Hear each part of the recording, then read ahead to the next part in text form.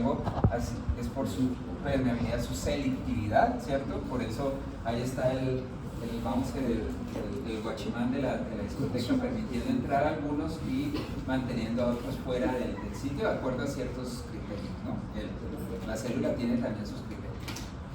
La otra es el sitio de anclaje de proteínas, y esas proteínas van a tener diferentes funciones, van a tener función de receptor, van a tener función de transportador, ¿sí? De canal. Esa es la otra función, y pues el análogo es como el hardware, ¿cómo se llama? El puerto donde se anclan diferentes barcos. Y la otra función es la función de conservación de energía, va a estar en la funcionalidad de generador de energía. Por eso les recuerdo aquí la analogía es estas turbinas, ¿cierto? Que utilizan esos conos que permiten canalizar el agua, ¿sí? Por su energía potencial, el agua entonces baja a través de ese canal y mueve la turbina y genera energía. Entonces tenemos estas tres grandes funcionalidades de la membrana, ¿cierto? Hablemos de esa primera, de la permeabilidad. Y bueno, la membrana, por su carácter lipídico, ¿cierto? Ella tiene diferencias en las moléculas que permiten que pasen y crucen a través de ella.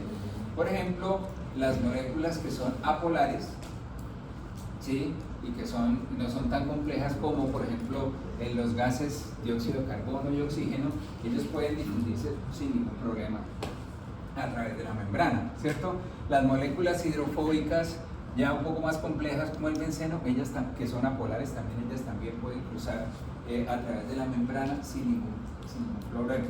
A medida que empezamos a avanzar en el carácter polar de la molécula, se ve ya más difícil la permeabilidad de esa molécula. El agua, por ejemplo, el agua puede entrar, el etanol puede entrar, pero ya a una velocidad muchísimo más baja que las moléculas hidrofóbicas. Pero ya cuando hablamos de moléculas polares, esta es polar, pero no es tan compleja como, por ejemplo, un carbohidrato.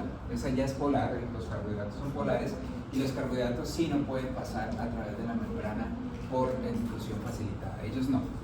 Y finalmente, las moléculas que están cargadas, estas son polares, ¿no? Pero ya cuando las moléculas están cargadas, pues ahí sí ya no pueden entrar a la célula, simplemente ya no necesitan un mecanismo que las logre transportar dentro de la célula. Entonces, pasamos desde moléculas apolares sencillas, pasan por una difusión facilitada, moléculas más grandes pueden pasar, no tan rápido como estas, las polares pequeñas pueden pasar, pero a una velocidad más baja que las que estamos hablando apolares, y las moléculas polares grandes y las cargadas no pueden pasar a través de la membrana.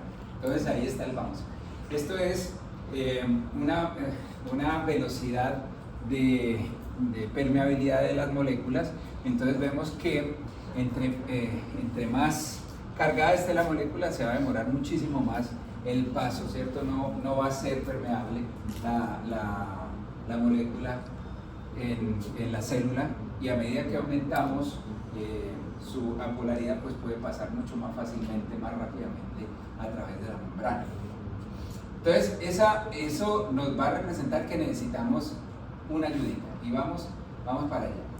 Entonces ahí está ahí se volvió la ¿Hoy se ha ido 2 veces? No, que como 6 veces. ¿Sí? Entonces, ¿quién le ayuda a la célula a transportar las moléculas que necesitamos? Por ejemplo, una célula sí o sí necesita glucosa, ¿sí? Necesita la glucosa para convertirla en fuente energética. Pero ya vimos que la glucosa es polar y la glucosa no puede pasar. O sea, las moléculas polares grandes no pueden pasar a través de la membrana. Y las moléculas cargadas no pueden pasar, necesitan también un ayudador, y para eso están estas proteínas. Las proteínas, una fracción de las proteínas de membrana están ayudando justamente en resolver el problema de la permeabilidad, y ese problema pues básicamente les va a dar la funcionalidad de transporte, ¿no? Entonces son proteínas que están trabajando en el transporte de las moléculas a través de la membrana. Entonces recordarles que esto era de su biología, pues que el transporte de moléculas a través de la membrana, vamos a tener varios tipos de transporte. Vamos a tener la difusión simple, como el dióxido de carbono, el oxígeno, ellos pueden cruzar la membrana por difusión simple, ¿cierto? La otra es difusión facilitada, pues vamos a requerir un transportador que nos lleva del componente externo al componente interno, y el siguiente es el transporte activo. Yo no sé si ustedes pueden ver aquí un patrón en el tipo de componente que se está transportando. No sé si lo pueden ver ahí, ¿cierto?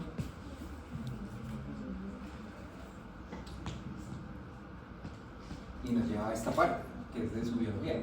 ¿Qué característica del soluto se utiliza para clasificar el transporte como activo o como pasivo? Pues ya, me salió el gradiente de concentración eléctrico. Mira que de verdad que se me pasó. De acuerdo al gradiente, justamente era lo que les estaba mencionando aquí. Miren, en estas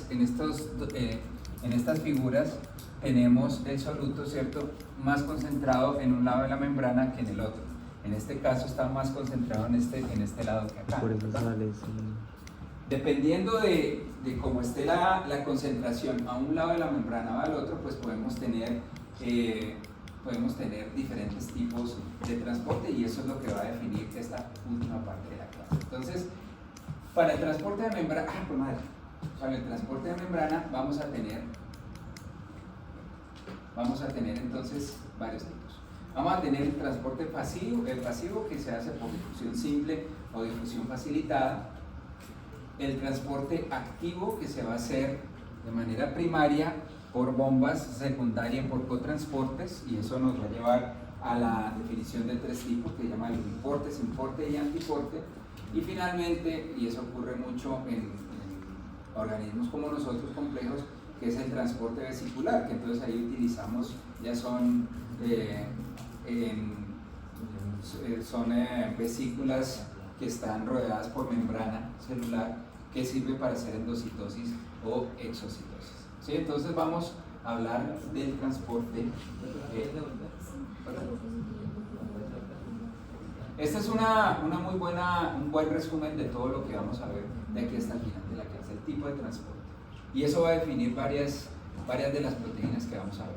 ¿Listo? Entonces, pasivo, difusión simple, difusión facilitada, activo. Entonces vamos a utilizar, claramente vamos a utilizar una fuente de energía para poder movilizar el soluto, y el vesicular pues va a ser masivo, pero ese transporte vesicular sí está reservado para ciertos tipos celulares. ¿Listo? Listo. Entonces vamos a mirar, bueno, ya vimos que el de difusión simple era el transporte del dióxido de carbono, del oxígeno a través de la membrana, simple y llanamente por su gradiente de concentración. Está más concentrado fuera de la célula adentro, pues entonces se mueve de afuera hacia adentro. Si está más concentrado de adentro hacia afuera, se mueve de adentro hacia afuera. Eso va a ser básicamente la difusión simple. Vamos a hablar de este tipo de proteínas de membrana, ¿sí?, que son los canales. Ahí vamos a definir dos tipos de proteínas de membrana que nos van a ayudar a transportar los solutos. Una es el canal, ¿sí? El canal, y el otro va a ser el transportador como tal. Si se dan cuenta, estructuralmente se ven diferentes, ¿no? Si ven en el caso del canal, ahí en la figura que les estoy mostrando, ¿cierto?, tenemos el soluto más concentrado en una región, menos concentrado en el otro. Vemos que cuando se abre permite el paso del soluto de la región concentrada a la región de baja concentración. Entonces, ¿qué podemos decir de esos canales? Pues que son proteínas que forman poros, literalmente son poros de membrana, son altamente selectivos, tienen mecanismos de apertura regulados fisiológicamente. Quizás en esta figura pueden ver el mecanismo que regula la entrada de ese soluto, pero eso está regulado fisiológicamente. Y ojo con esto, una vez se abre el canal,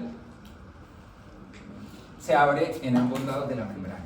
Eso es otra cosa característica. El canal se abre pues como un canal, ¿no? Entonces ya puede pasar fácilmente el soluto de manera simultánea. Eso es algo fundamental. Y lo que les había dicho hace un segundo, se mueven de acuerdo a su gradiente electroquímico. Eso es algo que caracteriza a los canales. Y ya en términos de la rapidez en la que fluye, eso sí depende del tipo de canal. Eso sí no es algo que ustedes puedan decir, no, eso entra rápidamente, no, eso depende del canal, a la velocidad a la que el soluto está entrando o saliendo de la célula. ¿Listo? Entonces aquí, por ejemplo, tenemos un ejemplo. Recuerden que están regulados fisiológicamente. Un mecanismo de regulación fisiológica puede ser el voltaje, ¿cierto? Bajo ciertas condiciones hay cambios en el voltaje y el voltaje puede producir que el canal se abra, ¿no? A un cambio de voltaje el canal se abre, y cuando el canal se abre el soluto puede entrar dentro de la célula y finalmente se cierra después de que ya ha entrado el soluto dentro de la célula. Pero en este caso el detonante, el que abrió el canal, fue el voltaje, ¿no? En este caso el voltaje de un canal de sodio. Y esto me lleva a una rama muy interesante que combina la fisiología con la genética, combina el estudio de los microorganismos con la neurobiología, que se llama la optogenética. Es una cosa bien interesante que se inspiró justamente en aprovechar la funcionalidad de estos canales, ¿no? Ustedes saben que nuestras neuronas están repletas de los canales y ellos están involucrados en los potenciales de acción. Esto genera pulsos eléctricos, ¿cierto?, que se transmiten a lo largo de la célula. Los canales son fundamentales para eso. Y resulta que hay canales que se pueden controlar por la luz. Ahorita les comenté canales que se activaban por el voltaje, si se dieron cuenta, ¿no? El del ejemplo fue por voltaje. Y resulta que hay ciertos canales que se abren ante una frecuencia determinada en el espectro ultravioleta, en el espectro de luz ultravioleta. Por ejemplo, esta de 470 nanómetros incide esa luz, y esa luz abre este canal y permite la entrada del sodio dentro de la célula, ¿no? Y genera pues un cambio en el potencial de acción. Por ejemplo, en este caso el canal está cerrado, se le incide una luz de 470 nanómetros, el canal se abre y permite la entrada del sodio dentro de la célula, y entonces eso genera un potencial de acción. Bien interesante. Ahora dirán ustedes, ¿y eso que me está contando qué tiene de interesante? Estos canales los utilizan muchos microorganismos, ¿sí? Dentro de sus requerimientos ecológicos. Ellos necesitan, por ejemplo, orientarse hacia una luz determinada, pues porque hacia ese sitio, por ejemplo, pueden encontrar una fuente de alimento. Entonces se dirigen hacia allá, y para eso utilizan canales que son abiertos por la luz. Por ejemplo, este canal que les acabo de comentar se llama la channel rodopsina o la canal rodopsina. Pero de igual manera que cuando se abre, activa la célula, hay otros canales que lo que hacen es cerrar la célula porque la hiperpolarizan. Por ejemplo, este canal que es alorrodopsina, cuando se abre permite la entrada de cloro, y ustedes saben que adentro es más negativo que afuera, tiene más iones negativos que afuera, y si entra el cloro pues lo va a hiperpolarizar y la célula se silencia. En este caso, cuando se permite la entrada de sodio, pues la célula se depolariza, y la depolarización, no sé si se acuerdan eso en biología, la depolarización genera ese potencial de acción. Entonces, esto lo hacen ecológicamente los microorganismos para diferentes funcionalidades que tienen dentro del ecosistema. Pero, por ejemplo, cuando la gente vio esos canales y cómo tenían ese potencial de abrirse con luz, pues lo aplicaron a problemas, por ejemplo, de la neurobiología en los vertebrados. Yo no sé si va a funcionar esto que les voy a mostrar, ojalá que sí. Vamos a ver. Sí, yo no sé si... Esto, por ejemplo... Sí, bueno. Esto, imagínense que por ingeniería genética se creó un pececito que lo que hicieron fue introducirle dentro de su genoma un gen de esa que se llama la canalrodoxina, ¿sí lo vieron, no? La canalrodoxina, ella permite la entrada del sodio dentro de la célula. Entonces lo que hicieron ellos fue, bueno, nosotros, fue expresar esa canalrodoxina en la pituitaria, ¿no? En la región que está involucrada en la producción de las hormonas del estrés, ¿sí? Entonces, de esa manera, pues digamos, lo que queríamos generar era un modelo de pececito que cuando se le incidiera la luz de 470 nanómetros, pues el pececito generara una condición de estrés sin que necesariamente hubiera un verdadero estresante afuera, ¿no? Por ejemplo, un pez más grande va a estresar el pez y el pez queda se raja, ¿no? Pero en este caso, si nosotros le incidimos la luz, activamos este grupo de células porque entra sodio dentro de la célula y eso genera una cascada de señalización que dice, pucha hermano, corra, sin que esté el bicho, pues eso era la idea. Entonces ahí vamos a ver un caso de lo que pasa cuando incidimos la luz en ese bichito. Entonces en este primero la luz no se ha incidido, ¿cierto? Por eso se llama light off. Pues vemos que el pececito tranquilito, ahí está, está nadando, tranquilo. Y aquí activamos, activamos la luz a 470, que se supone que ahí le va a decir al man, corra, ¿no? Sin que haya ningún estresante. ¡Ay!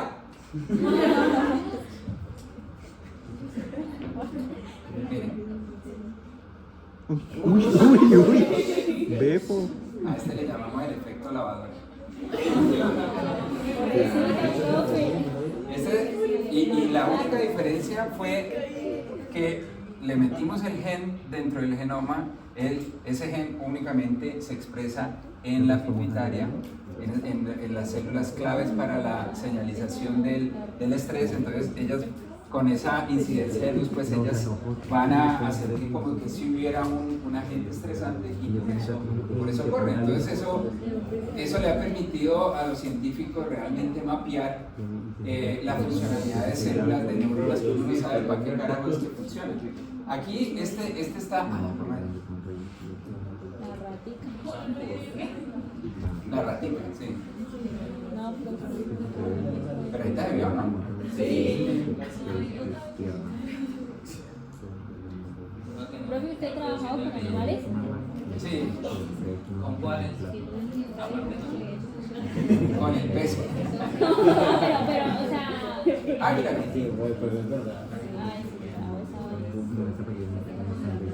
Alex, o no deja la reproducción del video, sino que ponle pausa, el del pescado. Sí.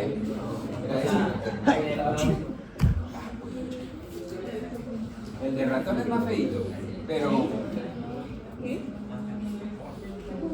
¿Ha trabajado con ratones? No, yo con ratones no trabajo. No, con ratones sí. Pero salió otra vez. Suave.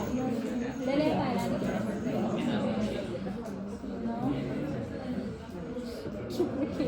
Pero qué raro, porque ahorita sí lo hizo, ¿no?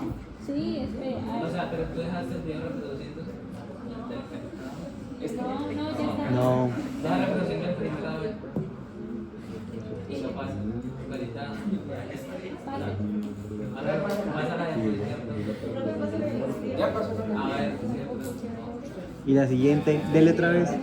Bueno, después les muestro.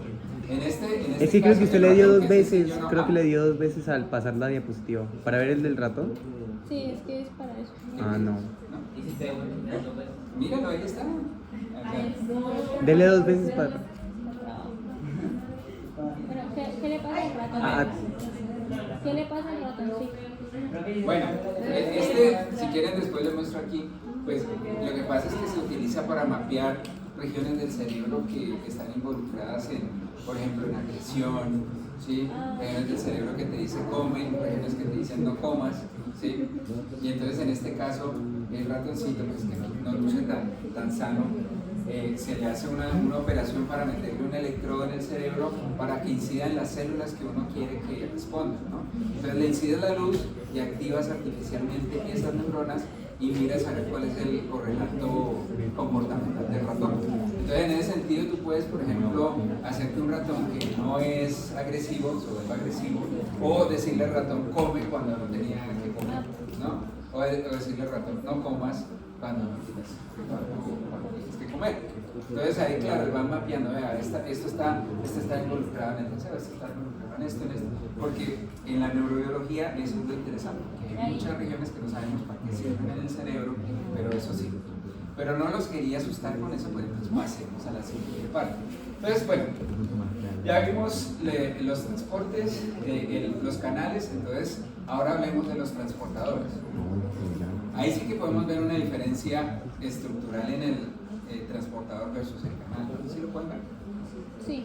¿Cuál es? Uno tiene una compuerta y el otro es como En uno es una compuerta, ¿cierto? En el otro vemos eso. Ya con eso ustedes podrán decir, ahí ya yo puedo medio intuir cuál puede ser la función, ¿no? ¿Cierto? ¿Cuál puede ser la función de estas moléculas transportadoras? Entonces, los transportadores, ¿cierto? La apertura es secuencial. Una vez el transportador dice que hay que activarse, pues la apertura debe ser secuencial después de la membrana de unidad del sustrato. ¿Qué quiere decir secuencial? Primero une en un lado de la membrana y después lo entrega en el otro lado de la membrana, mientras en el canal se abre simultáneamente. Esa palabra simultánea es clave. En el transportador tenemos esto, ¿sí? La une y la otra, ¿sí? En el otro se abre y entra todo. Entonces claramente eso sí que va a implicar también una consecuencia, ¿cierto? Bueno, si bien es cierto que son altamente selectivos y también están regulados fisiológicamente, aquí el lío es que los sustratos se pueden mover en contra de su gradiente electroquímico, ¿sí? Mientras en el caso de los canales se abría y la entrada del soluto iba a favor del gradiente, eso quiere decir de lo más concentrado a lo menos concentrado. En los transportadores eso sí ya no es necesario. En los transportadores, incluso si aquí está altamente concentrado y aquí bajamente concentrado, cuando el transportador se activa, pues lo saca es de la de menos concentración a la de más concentración, ¿sí? Entonces eso permite el transportador. Entonces, si bien es cierto, en el canal la diferencia de gradiente es la que va a potenciar el movimiento del soluto, pues en este caso no vamos a tener esa ventaja. Recuerden la represa, ¿no? El agua, la energía potencial del agua es la que se utiliza para mover la turbina, ¿cierto? En este caso, en los canales, pues esa energía potencial es la que sirve para potenciar el movimiento del soluto. En este caso no vamos a tener esa energía. Por lo tanto, necesitamos una fuente de energía para ese movimiento, ¿sí? Por ejemplo, la energía electroquímica, la luz o el ATP, pero incluso la energía potencial cuando hacemos cotransporte. Ya voy para allá. A ver, creo que los videos no están funcionando. La bomba sodio-potasio es la... Pero de pronto es por el internet. Ah, esa fue. Claro. Sí. Bueno, vean el video de la bomba sodio-potasio. Dibujitos, ¿no? Puede ser. Ay, mira, ahí volvió. ¿Qué hora es? Les cuento que está muy chinchoso este computador. Súper chinchoso. Calzón. Pero será por el internet. No sé. Me está dejando mover. Ahí pueden entrar a la presentación. La otra sería convertirlo a PDF, mostrar como PDF. Sí, o sea, una presentación de PowerPoint.